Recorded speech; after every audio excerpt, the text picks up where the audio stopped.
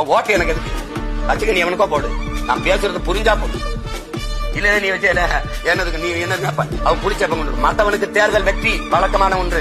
எங்கள் வெற்றி வரலாற்றின் புரட்சி, மாபெரும் மாறுதல், சரித்திர சாதனை.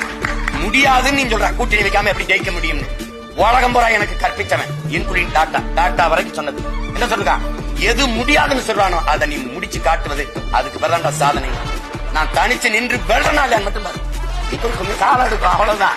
அது முடியாது, உங்களால முடியாதுன்னு சொல்லுங்க, ஒதுங்குங்க. யாராலும் முடியாதுன்னு சொல்ல, எவராலும் முடியாததை என்னால் முடியும், எங்களால் முடியும் சொல்றது பேர் தான் சாதனை.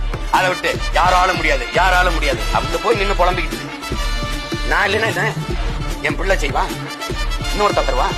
என் முன்னோர்கள் கத்திட்டு போனா நான் வருவேன், நான் நினைச்சு விட்டு போனா வந்தா வந்து நிக்கிறேன்ல. 15 வருஷமா எத்தனை பேரம் பேசியிருப்பான், எத்தனை ஆயிரம் கோடி பேரம் பேசியிருப்பான், எத்தனை சீட்டு எவ்வளவு பதவியாசம் கட்டிருப்பான். சமரநாடு செஞ்சிருக்கேன்னா பாருங்க. ஏன் 22 நாடுகள் எவ்வளவோ பேரம் பேசி சரணடையாம நின்று சரணடைஞ்சு வாழ்றதுக்கு பதிலாக சண்டைட்டு சாகலாம்னு சண்டைட்டு செத்த மரவணின் பிள்ளைகள் தாங்க. நீங்க இந்த 4 சீட்டு 3 சீட்டு வச்சுக்க, நீயே வச்சுக்க. மக்கள் முடிவு பண்ணணும். அதிமுக முடிவு பண்ணக்கூடாது, திமுக ஒழிக்கணும்.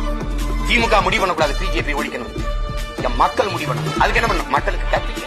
நான் ஆபத்தானவன், இவன் தப்பானவன், ஐயா இது நஞ்சு சாப்பிடாத, ஐயா அது நல்ல உணவு சாப்பிடு, நாங்க தான் சொல்லிக் கொடுக்கணும். அதுதான் சமூக பொறுப்பு.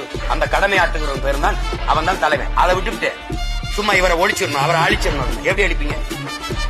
எப்படி அழிப்பீங்க? வேற ஏதாவது நல்ல கேள்வி?